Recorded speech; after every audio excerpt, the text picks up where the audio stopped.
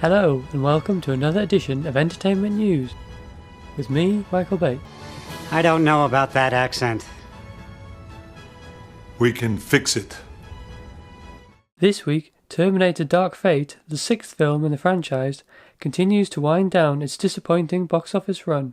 With an estimated budget of over $155 million, not including marketing, it seems unlikely to turn a profit for Paramount. Some have estimated it's going to lose over $70 million, which makes it seem unlikely they'll be making another Terminator film anytime soon.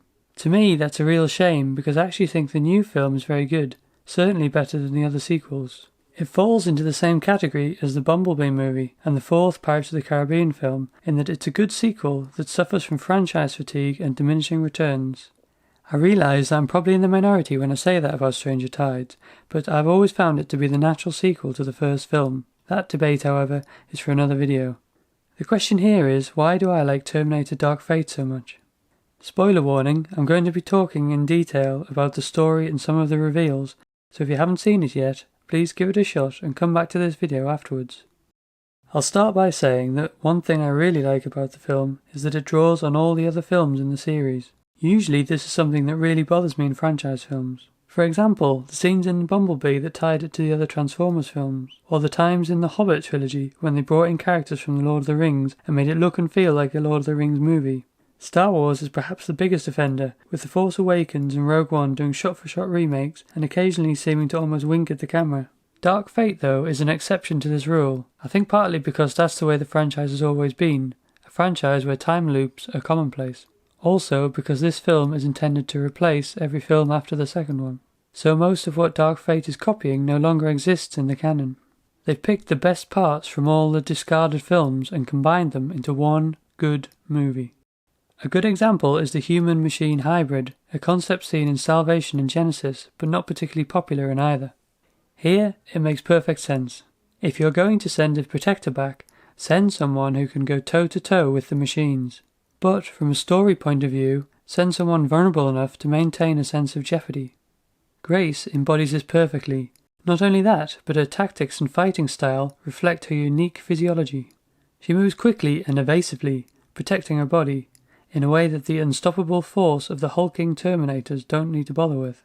When she brings her strength to bear, it's with precision and purpose. She isn't constantly on the attack, because she's working with limited resources. It might seem obvious, but to me it's a level of attention to detail that often gets missed in action movies, including the Terminator movies. Another concept carried over from Genisys is Sarah spending years hunting the Terminators. It was a role reversal that first intrigued me in the Genisys trailer, but that has now been fully realised when Dark Fate brings back Linda Hamilton as Sarah Connor. Sarah is assisted in this hunt by a Schwarzenegger model Terminator, using this aging skin concept from Genisys. This allows them to bring Arnie back, and it adds the conflict of her having to work with the Terminator who killed John, an idea touched on in T3. It's a small role for Schwarzenegger, but it brings conflict and complexity to the group dynamic, while driving the story and adding just the right amount of humour. Humour has been an important part of the franchise, with mixed results from T2 onwards, and while lines like "talk to the hand" make people cringe, other lines like "hasta la vista baby" are instantly recognisable. The antagonist Terminator here also embodies a concept we've seen before. The solid skeleton with a liquid outer layer was also seen in Terminator 3, but this time there are a couple of twists that use that concept to much better effect. Having these two parts working both together and separately is in line with the escalation in power level we saw from Terminator 1 to Terminator 2. In it we get the best of both worlds in fighting style, as well as the use of the liquid layer for infiltration and mobility. There are even callbacks to the first two films, with the Terminator disguising herself to infiltrate a facility, and with it tearing through a police station to get to the heroes. Even small details, like the Schwarzenegger Terminator using the same vision graphic that we saw in the first two movies, made me smile. But callbacks aren't all that it's got going for it. Something new that I loved was the scene where they escape into the military base with Major Dean, radioing ahead to say, "I'm coming in with civilian contractors, being pursued by hostiles." That scene gave me goosebumps, and I just wish they had gone on to do more with it, because the final battle was one of the few things that bothered me about Dark Fate. We didn't need another fight in a cargo plane while the cargo plane crashes scene. and we didn't need another hero versus the villain in an empty industrial building Terminator finale. I envisioned a finale where the heroes used the military to slow down the Terminator while they set up the kill box. A scenario reminiscent of the scene in Avengers where Captain America takes command of the police in a crisis. Sarah and Grace could have issued orders to clusters of soldiers who arrived on the scene, with their obvious knowledge of how to deal with the threat overriding the normal chain of command. Their goal would be to slow the Rev-9 while the others set up the kill box, but they would also try to save lives, thus demonstrating the skills of command and teamwork that Danny would need in the future. Instead of this though, we got another generic ending, but even then the action was good. In fact, the action ranged from good to excellent throughout the whole film.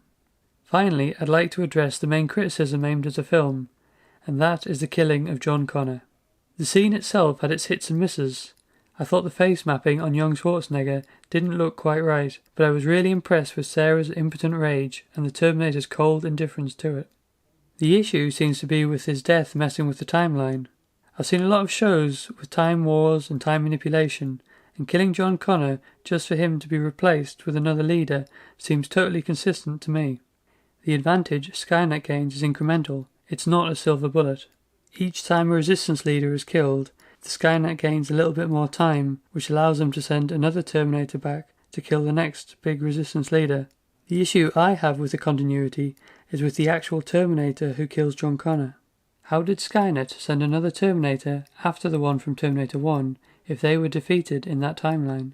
And then, if this Terminator was successful, why wouldn't Skynet still exist? There's also the question of why the Skynet Terminator wouldn't continue to try to ensure the successful creation of Skynet after John's death. A third issue is that Sarah seems unfamiliar with a Rev-9 model Terminator, which begs the question, who has been sending Skynet model Terminators back all of these years if she's been fighting them this whole time?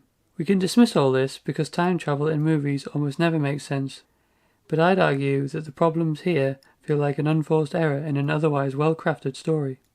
There have also been criticisms of having a female lead, but the Terminator has always had a female lead. It's always been Sarah, fighting from the start, so we shouldn't have any problem with the replacement for John Connor also being a woman.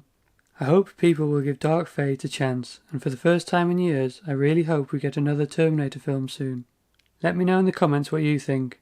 Will it be back, or will it be Hasta la vista baby for the Terminator franchise?